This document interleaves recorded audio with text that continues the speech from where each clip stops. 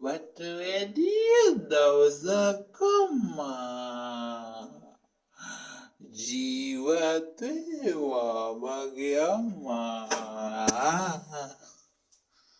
ඇයි මම උඹට වැඩිය දවසක් ජීවත් වෙන්න ඕනේ? හා උඹේ මිනියට ඌමනා කරන මලගෙදරට ඌමනා කරන සල්ලි ටික බැඳලා මැරෙන්නද? හා අද පළවෙනිදා බං ඔහොමද අම්මලාව බලන්න එන්නේ? බීලා වැටි මොකද්ද මම මේකේ තේරුම පළවෙනිදා කියලාවත් අපිට සැනසෙල්ලක් නැහනේ. ඔව් අම්මට අපිව තමයි කරදර. ලොකු මල්ලියම නෑනේ.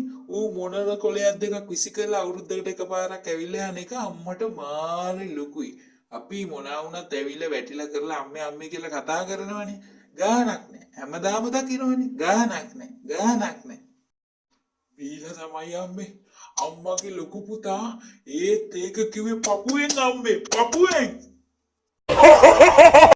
මේක දැනගනි. පපුවෙන් හරි මොකෙන් හරි මට ළමයිගේ වෙනසක් නැහැ. හා ඌ හොඳට ඉන්නවා තමයි. ඒකට මම සතුටු වෙනවා. ඒ වුණාට උඹලා දුකින් ඉන්න එකට ඊට වැඩිය මම පිච්චෙනවා. අද පළවෙනිද වෙලා බලපන්. උඹ බීගෙන වැටිගෙන එන විදිය. තාත්තා නැතුව උඹලා තුන්දෙනාව කොහොමද හැදුවේ කියලා උඹ දන්නව ලොකු පුතේ. මං කොච්චර දුක් විඳද කියලා උඹ දන්නවා. උඹ ඕම බේබත් එක්ක වෙලා ඉන්නකොට මගේ පපුව පිච්චිලා යනවා ලොකු පුතේ. මං තුන්දෙනාට වෙනසක් කරන්න නැතුව හැදුවා. හෙත් ලොකු මල්ලිට විතරයි යමක් කමක් කරගන්න පුළුවන් වුණේ. මං කියන්නේ මේ සල්ලි පැත්ත නෙවෙයි බං. මිනිස්සෙක් වගේ ජීවත් වෙන්න බලපන් දැන්වත්. මන් දන්නවා මේ මන් නිකන් එහෙම කිව්වේ ඒක ලොකුවට ගණන් ගන්න එපා.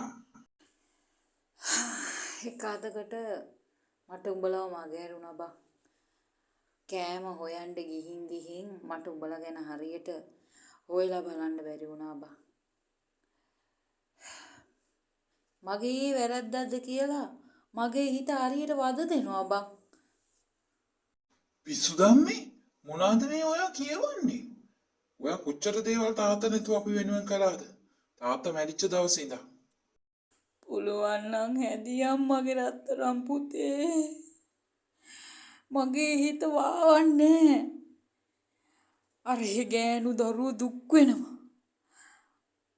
පුළුවන් නම් හැදියම්.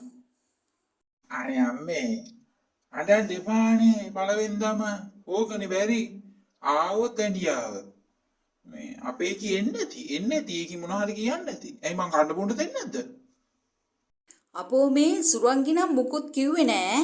ඔබ ගිහිලා වලිය අල්ලන්න එපා. අපිට තේරෙනවනේ අබන් අපි ගෑනුනේ. පළවෙන්ද කියලා වෙනසකුත් නෑ. බීගෙන නටාගෙන. හරි මම වලි දාන්න යන්නේ අම්මේ කන්න මොනවද අප්පා තියෙන්නේ කොච්චර වුණත් අම්මගේ කෑම තරම් මට වෙන මුකුත් අල්ලන්නේ නෑ අම්මේ මට වැඩියෙන් දවසක් අම්මා අයියේ අන්න අඩුපාඩුත් එනවා. දෙන්නටම එකට බෙදලා දෙන්නම්කෝ කණ්ඩ.